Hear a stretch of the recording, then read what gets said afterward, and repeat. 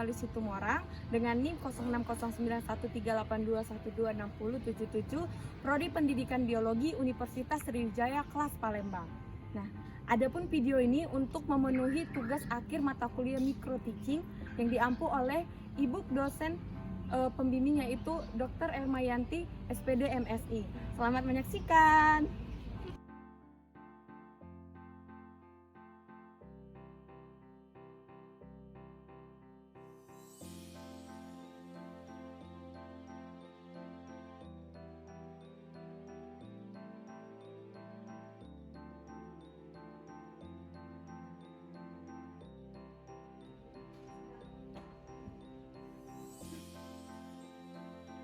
Selamat pagi anak-anak. Pagi, Bu.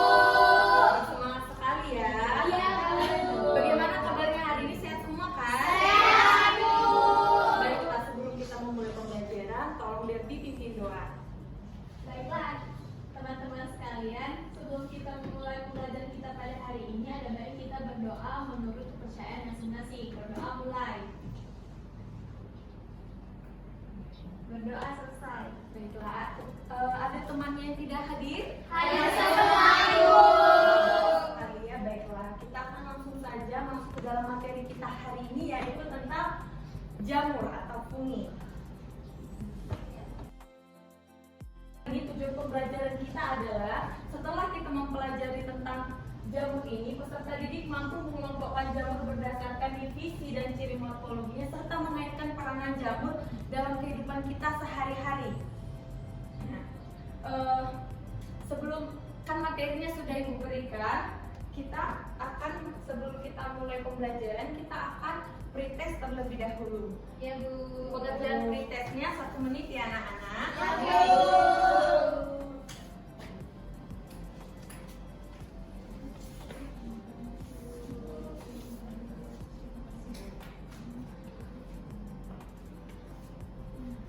Bagaimana?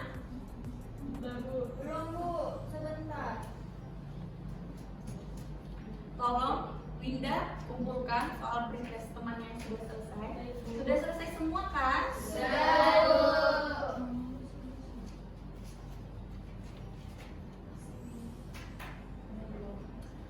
Terima kasih ya Winda. Baiklah, seperti pembelajaran kita minggu lalu, ada yang masih ingat kita belajar apa minggu lalu? Ingat, Bu. Tentang apa? Tentang ciri-ciri jamur. Tepat sekali. Ada yang tahu bagaimana ciri-ciri jamur itu? Tahu. Ya, silakan Putri Natasha. Jamur itu tersusun atas hifa yang membentuk miselium. Strukturnya bisa mikroskopik dan ada yang makroskopik. Jamur bersifat heterotrof sebagai saprofit, parasit, dan hidup bersimbiosis dengan organisme lain, Bu. Tepat sekali, itu adalah ciri-ciri jamur. Dan kita juga sudah belajar tentang reproduksi jamur. Bagaimana cara reproduksi jamur? Ya, Devi silahkan. Cara reproduksi jamur itu ada seksual dan aseksual, Bu. Ya, tepat sekali. Tepuk tangan untuk teman-teman. Pasti kalian masih ingat ya materi minggu lalu. Nah, pada materi ini kita akan melanjutkan tentang divisi dan peranan jamur dalam kehidupan kita sehari-hari. Melalui materi ini kita diharapkan mampu mengetahui bagaimana peranan jamur itu dalam kehidupan kita sehari-hari, anak-anak. Nah, kita akan masuk pada masalah. Pada Rabu 21 Februari 2024, sekeluarga di Dusun Sumur Bandung, Desa Karangmulyan, Kecamatan Kabupaten Ciamis mendapatkan perawatan di RSUD karena keracunan jamur. Nah, jamur yang didapatkan itu dari bekas gergajian kayu. Nah, seperti yang sudah kita pelajari sebelumnya bahwa jamur itu tumbuh sebagai saprofit seperti yang bilang oleh Putri Natasha tadi. Dan sebelum kita membahas masalah lebih lanjut tentang keracunan jamur ini, Ibu akan membagikan bahan ajar kepada setiap kelompok. Nah, sebelum itu Ibu akan membagikan kelompok dulu. Kelompok pertama yaitu Indah, Nabila, dan Debbie. Lalu kelompok kedua Putri Aprilia, Putri Natasha, dan Reska. Lalu kelompok ketiga itu ada Asifa, Eka, dan Nabila. Dan Winda. Maaf. Nah, karena sudah duduk di kelompoknya masing-masing, Ibu akan membagikan bahan ajar terlebih dahulu. Dalam pemecahan masalah nanti, anak-anak boleh lihat di bahan ajar ya. Selanjutnya Ibu akan membagikan LKPD. Pengerjaan LKPD ini Ibu beri waktu 3 menit. Anak-anak, di LKPD ini ada 2 jenis, yaitu tentang basidiomikota dan deuteromikota. Untuk itu, anak-anak untuk kelompok 1 nanti boleh maju. Kelompok 1 dapat atas,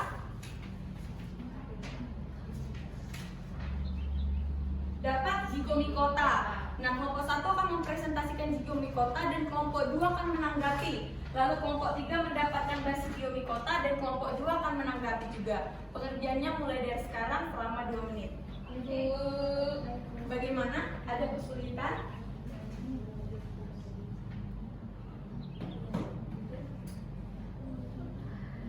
Bagaimana kelompok ini? Ada kesulitan?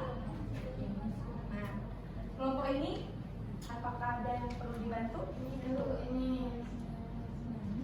Ini dicari tahu ya, dilengkapi ya ini ya. Iya, Bu.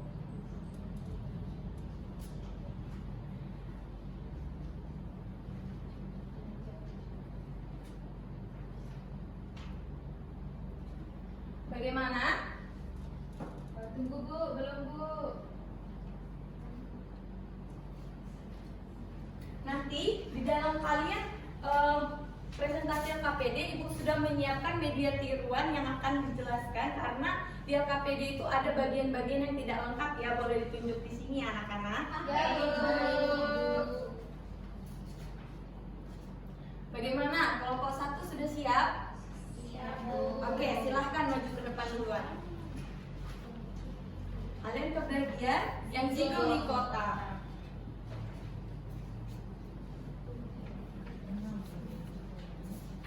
Kami dari kelompok 1 akan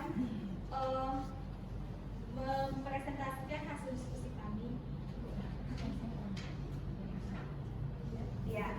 Jadi nomor 1 itu, menurut kalian jamur tersebut dapat meracuni manusia. Kandungan apa yang terdapat pada jamur tersebut? Nah, keracunan jamur terjadi karena mengkonsumsi jamur yang mengandung racun atau toksin. Berapa jamur menghasilkan senyawa kimia beracun yang dapat menyebabkan kerusakan pada organ tubuh manusia, bahkan kematian jika dikonsumsi dalam jumlah yang cukup besar. Kurangnya pengetahuan tentang jamur yang aman dan beracun serta kesalahan dalam mengidentifikasi jenis jamur. Oleh karena itu, penting untuk hanya mengkonsumsi jamur dari sumber yang terpercaya dan memahami tanda-tanda jamur beracun. Ya, lanjutkan.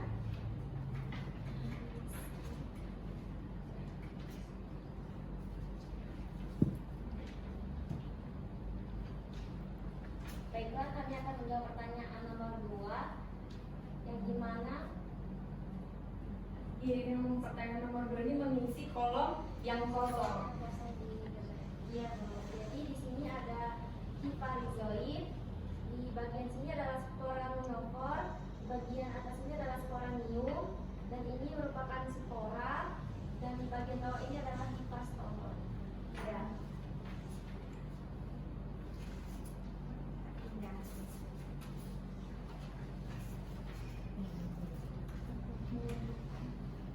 Sebutkan peranan yang menguntungkan dan yang merugikan jamur zigomikota dalam kehidupan.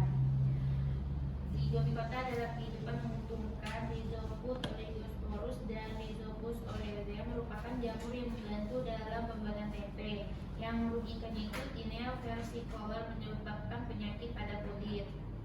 Ya. Berikan tepuk tangan untuk kelompok 1. Bagaimana kelompok 2, ada tanggapan?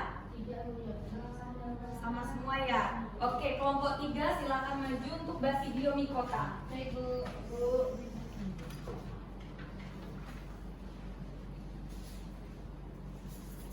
Jelaskan dulu yang tentang permasalahannya ya. Ya Bu.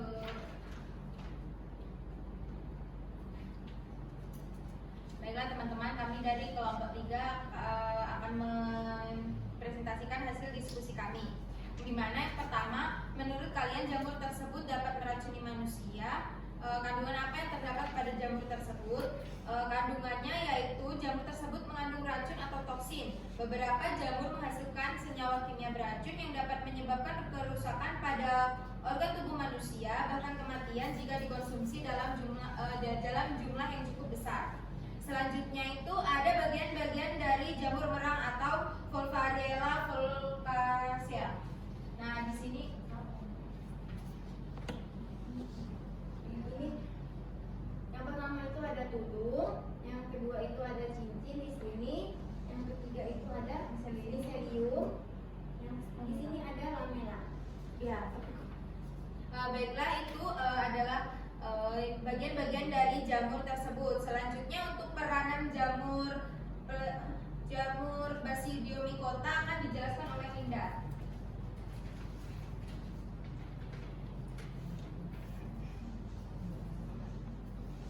Perannya itu ada menguntungkan dan merugikan. Untuk yang menguntungkan, beberapa contoh Basidiomycota sebagai bahan makanan seperti jamur tiram dan hitarake sebagai bahan dasar makanan dan makanan ringan. Selanjutnya untuk yang bagian merugikan itu ada Fucina graminis atau jamur karat karena sangat beracun untuk dikonsumsi. Ya, berikan tepuk tangan untuk kelompok 3. Bagaimana kelompok 2 ada tanggapan? Sama semua. Berarti sepakat ya terkait dengan jawaban LKPD? Nah, sudah sepakat. Siapa yang bisa menyimpulkan bagaimana kesimpulan LKPD kita pada hari ini? Ya, Rizka silakan. Jadi dari diskusi tadi dapat disimpulkan bahwa mengapa bisa terjadi keracunan jamur yaitu karena kurangnya pemahaman tentang jamur. Tidak semua jamur dapat dikonsumsi karena sebagian jamur punya zat toksik yang dapat menyebabkan keracunan. Dan dari diskusi ini juga diketahui ada 4 divisi fungi yaitu Deuteromycota, Ascomycota, Zygomycota, dan Basidiomycota. Serta bagaimana peranan fungi itu sendiri ada yang menguntungkan dan merugikan. Ya, terima kasih Rizka. Berikan tepuk tangan untuk Rizka. Sehingga kesimpulan dari pengisian LKPD kita, bagaimana ada yang belum mengerti tentang materi kita hari ini? Ya, Eta silahkan. Mungkin saya belum mengetahui lebih lanjut tentang divisi jamur Ascomycota dan Deuteromycota. Oh, ya, terima kasih Eta. Nah, seperti kita ketahui bahwa klasifikasi jamur itu ada Zygomycota, Ascomycota, dan Basidiomycota. Tadi Eta bilang dia belum mengetahui tentang Ascomycota dan Deuteromycota. Nah, pada Ascomycota ini kebanyakan hidup sebagai parasit dan saprofit, dan hidup juga seperti di kayu membusuk dan menimbulkan penyakit pada tumbuhan juga. Nah, sedangkan untuk Deuteromycota ini disebut juga sebagai fungi imperfect karena bagaimana reproduksinya, bagaimana morfologinya itu belum diketahui. Untuk itu dia dikatakan sebagai jamur imperfect. Nah, bagaimana? Sudah paham? Sudah, Bu. Sudah paham semua anak-anak? Baiklah, karena sudah paham, kita akan siapa yang bisa menyimpulkan tentang pembelajaran kita keseluruhan pada hari ini? Ya, Winda. Baik Ibu, kesimpulan materi kita pada hari ini, jamur dibagi menjadi 4 divisi. Yang pertama ada Basidiomycota, Ascomycota, Zygomycota, dan Deuteromycota. Setiap divisi punya ciri morfologi masing-masing. Peran jamur dalam kehidupan sehari-hari sangat penting. Beberapa di antaranya termasuk sebagai bahan pangan, kesehatan, pertanian, dan kedokteran. Dengan demikian, jamur memiliki peran yang luas dan penting dalam kehidupan sehari-hari dan ekosistem secara keseluruhan. Ya, terima kasih Winda. Berikan tepuk tangan untuk Winda.